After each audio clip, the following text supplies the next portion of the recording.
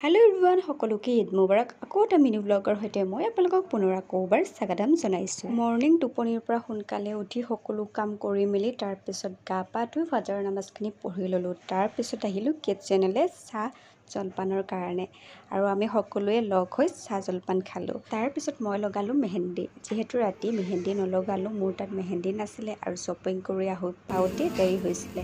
তাৰপিছত আকৌ দুপৰীয়া আহাৰ কাৰণে আহিলোঁ কিটচেনলে। আমাক মই বনাবলৈ দিয়া নাই, ইমান গৰম দিনত মই বনালোঁ। এই গৰম দিনত মই বনাই আছোঁ পোলাও ভাজি আৰু আনফালে চিকেন আৰু আম্মাই মোক হেল্প কৰি দিছে আৰু ইফালে ভাইজান আৰু আনফালে ভাইটি আহি মোক সুধিছে মই কি বনাইছোঁ আৰু মই ভাইটিক ক'লোঁ কি বনাইছোঁ।